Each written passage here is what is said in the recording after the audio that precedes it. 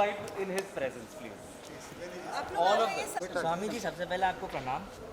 हम आपसे ये जानना चाहेंगे कि जिस तरह से स्वर भारत जो हम देख रहे हैं धीरे धीरे आगे बढ़ रहा है, तो इस प्रोग्राम के ज़रिए आप क्या संदेश देना चाह रहे हैं? वर्तमान परिस्थितियों में जिस तरह से मानवीय मन के पास भय, अवसाद, चिंताएं, द्वंद्व और बहुत से भ्रम हैं, उनके निवारण के लिए ये एक अद्भुत कार्यक्रम है। मुझे ऐसा लगता है इस समय मनोदशा में अवसाद है और बहुत सी आजीविका को लेके भी नाना प्रकार की दुश्चिंताएं हैं। कोरोना के इस काल में भी अगर हम देखें तो मनोदशा में एक बड़ी अस्थिरता रही है। स्वर्ण स्वर भारत का ये आयोजन और ये जो कुछ भी एक जो देखने को मुझे मिला है, मैं इसे सारस्वत अनुष्ठान कहूँगा।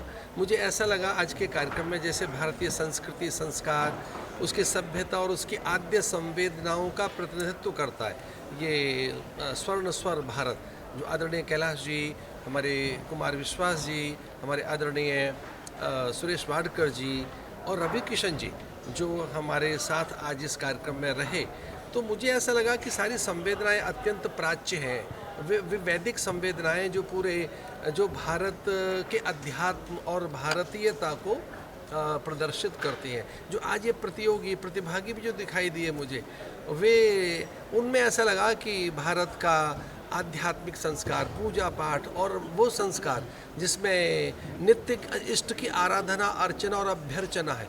तो मुझे आज के कार्यक्रम में ऐसा अनुभव हुआ कि भारत को भक्ति की, अध्यात्म की और उन संस्कारों की आवश्यकता है जिनके कारण हम इष्ट के निकट जा सकें और परिवारों को बांध सकें। देखिए, पूरे संसार में परिवार टूट रहे हैं। आज हम देख रहे हैं परिवार लगभग परिवार संस्था नहीं रही है, एकल परिवार भारत की ओर आ गए।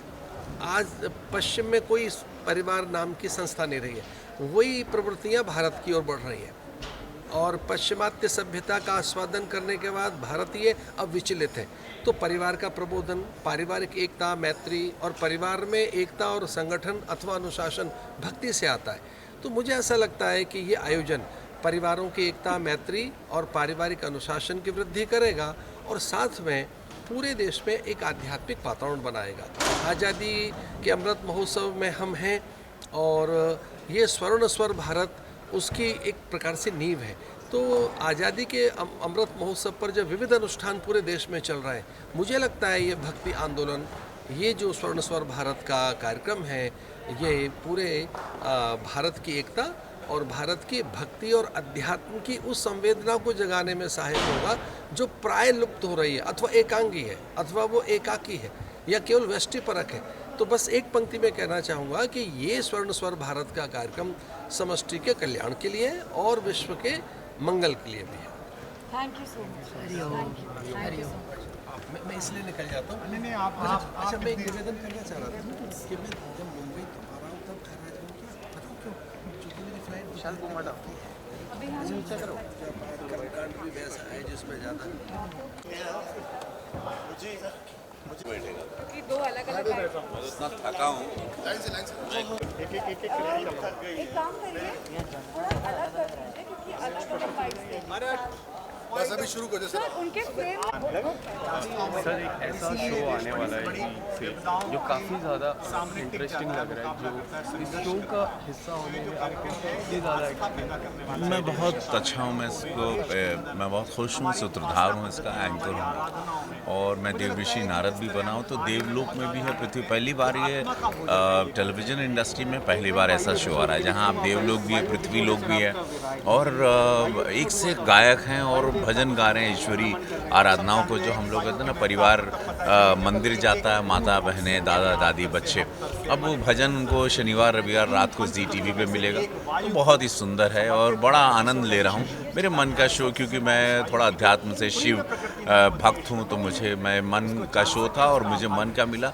ऐतिहासिक है, बहुत बड़ा है, वो ZTV इस पर बहुत बड़ा प्रोडक्शन भी कर रही है, graphics to everything, post production सब कुछ भव्य है।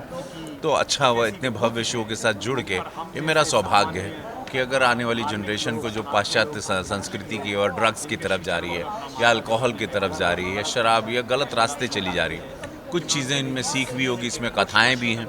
तो उस मामले से उस रास्ते हम लोग अपने बच्चों को, अपनी आने वाली पीढ़ी को बताएंगे कि 10,000 साल पहले भारत कैसा था, हमारा इतिहास क्या था, हमारे देवी देवता क्या थे, क्या होता है और उनसे क्या सीख मिलेगी आम जीवन में, आम जनमानस को हम लोग क्या दे पाएंगे, समाज को हम क्या दे पाएंगे। समाज को गलत चीज़ों के अलावा ये चीज़ें मतलब वो तो फैल ही रही हैं, हमारा सच क्या है, हम लोग कौन लोग हैं, वो बताना समाज को ज़रूर है और ये शो उसमें बहुत ही बड़ा एक योगदान देगा। तो जब आपको पता चला कि आप ये शो को होस्ट कर रहे थे तो आपके मन में सबसे पहले क्या विचार आया? मुझे लगा कि ये बहुत ऐतिहासिक शो होगा और इसका क्रेज़ बहुत बड़ा होगा, बड़ा भव्य क्रेज़ होगा इसका, और इसको बहुत लोग देखेंगे क्योंकि ZTV एक बहुत बड़ा चैनल है। ZTV के माध्यम से देश विदेश में इसको लोग देखेंगे और इसका एक अलग क्रेज़ होगा। आने वाली पीढ़ी, हमारी जनरेशन को बहुत पसंद आएगा हमारी, क्योंकि इस देश में युवा बहुत हैं, यूथ बहुत है, तो उनके लिए शो बहुत बड़ा बहुत बड़ी सीख होगी। सो लास्टली ये शो को आने वाली पीढ़ी की क्या मैसेज देना चाहती है? कि आप लोग जानिए भारत क्या था, स्वर भारत, एक भारत कैसा था, ये भारत की रचना कैसे है, अब भारत कैसा होना चाहिए, और हम लोगों को इस भारत में रहने के लिए एक किस तरह से इसकी परंपराओं को, इसकी संस्कृति को, इस संस्कार को जानते हुए हम लोग एक डिसिप्लिन लाइफ कैसे जी के माता पिता परिवार को संभालें, अपने शरीर को संभालें, अपने मस्तिष्क को संभालें, पॉजिटिविटी रखें हम लोग। तो ये शो एक मेडिसिन की तरह भी रहेगा, तो वे बहुत चीज़ें, बहुत आनंद आएगी। मुझे बहुत अच्छा लग रहा है, कॉम्बिनेशन भी इतना अच्छा है हमारे साथ कि हमारे साथ सारे जजेस भी बड़े अद्भुत हैं, भव्य हैं, तो सारी चीज़ें बहुत शानदार रहेंगी।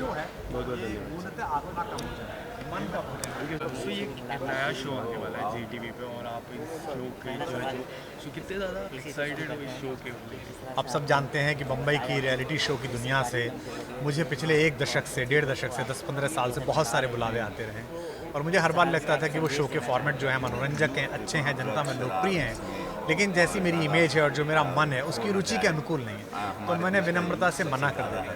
लेकिन ये जी मीडिया समूह ने और विशेष रूप से हमारे मित्र और जो इस समय मुझे देख रहे हैं श्री पुनीत गोयनका ने ये मेरे साथ विचार साझा किया और उन्होंने कहा कि आज़ादी के 75 वर्ष हो रहे हैं और कोरोना काल है, हमारा मन है कि लोगों के मन को बड़ा करने के लिए, आत्मा को मजबूत करने के लिए, मस्तिष्क को दृढ़ करने के लिए कि कैसे अंधेरे का मुकाबला करें, एक शो बने जिससे आध्यात्मिक, धार्मिक, राष्ट्रीय, है ना, आज़ादी के आंदोलन के गीत गाए जाएं, बीच में कुछ कथाएं सुनाई जाएं, कुछ वैज्ञानिकता सम्मिलित की जाए। इतनी सुंदर कंसेप्ट थी कि मैंने कहा कि मैं ज़रूर इसमें किसी भी भूमिका में आऊँगा, और आज मैं उसमें विश्वलोक के प्रतिनिधि के रूप में उन बच्चों के साथ बैठता हूँ। बहुत ही सुखद अनुभव है और मैं आपसे वादा करता हूँ, आपके दर्शकों से वादा है, शनिवार रविवार रात 8 बजे पूरे परिवार के साथ इस शो को देखिएगा। मेरा आपसे वादा है और ये दावा है कि जब ये ख़त्म होगा शो, जैसे ही आपके मन में थोड़ी और दृढ़ता, थोड़ी और स्फूर्ति, थोड़ा और बल, थोड़ा और आत्मविश्वास, थोड़ी और आशा आपके अंदर होगी, ये मेरा मानना है। आने वाली जनरेशन की भी बात करें तो आने वाले जनरेशन को ये शो क्या मैसेज देता है? हमारे बहुत सारे बच्चे ऐसे हैं जिन्हें ये पता नहीं है कि हम ये क्यों बांधते हैं, बहुत सारे बच्चे ऐसे जिन्हें पता नहीं है कि हम तिलक क्यों लगाते हैं, उसके ऊपर अक्षत क्यों लगाते हैं, बहुत सारे बच्चों को ये पता नहीं है कि मानस की कथाओं में या भागवत की कथाओं में या महाभारत की कथाओं में क्या वैज्ञानिकता है। जैसे अगर वेद को हैग्रीव खा गया था तो इसका मतलब क्या है कि सॉफ्टवेयर हैक हो गया था, वो कैसे वापस लिया, इंटेलेक्चुअल प्रॉपर्टी को कैसे संभाला जाए और उसे पॉजिटिविटी में लगाया जाए। तो डार्क वेब से जूझती हुई दुनिया के सामने एक नई साइंटिफिक व्याख्या मैं इसमें कर रहा हूँ। उन कथाओं को ज़रूर सुने और यूथ उसे ज़रूर सुनेगा, क्योंकि मुझे लगातार अपने अपने राम के माध्यम से, ऑनलाइन माध्यम से युवा लोग प्रेम करते हैं। मैं आशा करता हूँ कि इस बार भी उनका प्रेम मिलेगा। बहुत धन्यवाद।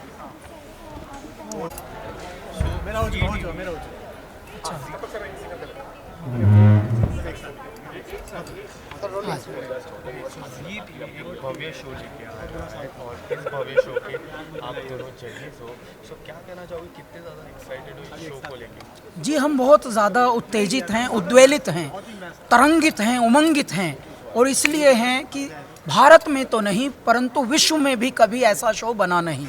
देखिए, आध्यात्म और संगीत एक साथ आए। जब हम शुरू हो रहे थे अपने जीवन में संगीत में, तो हम क्योंकि आश्रम में पले बड़े हैं, गुरुकुल से ही आए थे, मैं गंगा किनारे आरती से पहले गाता था, कुछ अलग स्वच्छंद चीज़ें गाता था।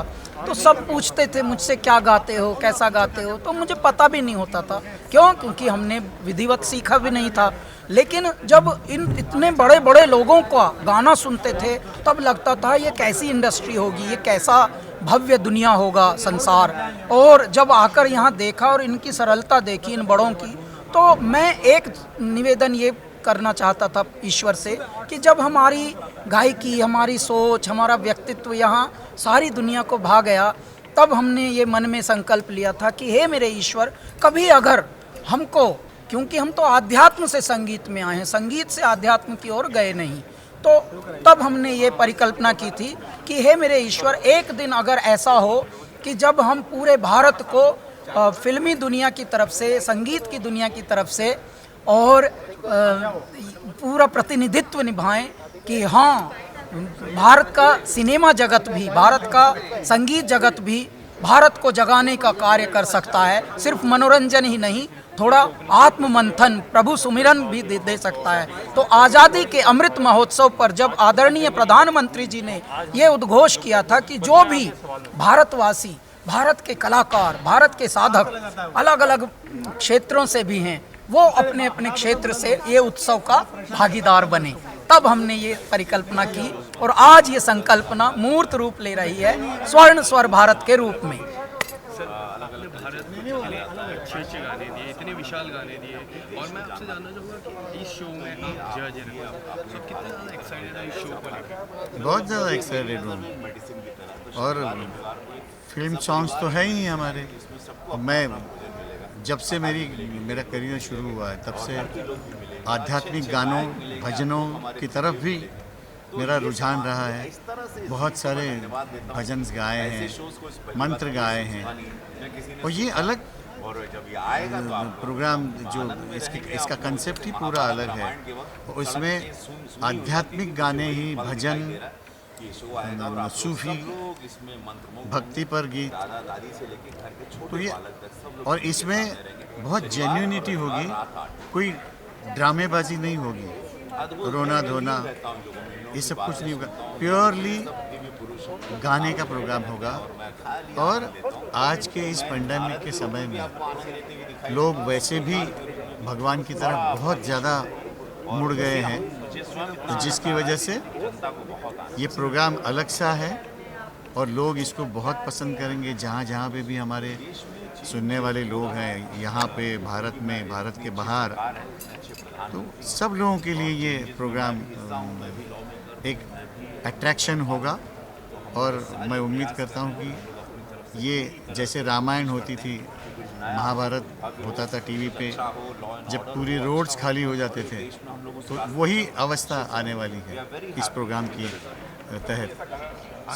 आने वाली जनरेशन इस प्रोग्राम को लेकर क्या संदेश देना चाहता है? हम आने वाली जनरेशन की हम बात करें तो इस प्रोग्राम, देखिए, आने वाली जनरेशन भी भारत में ही है ना जी, भारत के ही बालक हैं, भारत के ही युवा हैं। ये तो हम ही लोगों ने अपने युवाओं को उस तरह से ज़्यादा एक्साइटेड कर दिया है कि वो पश्चिमीकरण की तरफ भाग रहे हैं। उनको यंत्रों से खेलना अच्छा लग रहा है, बड़ी बड़ी जो इंटरनेशनल चीज़ें हो रही हैं वो उसकी तरफ ज़्यादा आकर्षित होते हैं। लेकिन इंटरनेशनल भी कोई भी चीज़ तभी आकर्षित होगी जब आपका नेशनल ठीक हो, क्योंकि अगर आपके घर में ही सुख ना हो, सुविधा ना हो, तो आप विदेश की तरफ क्या लखाएंगे?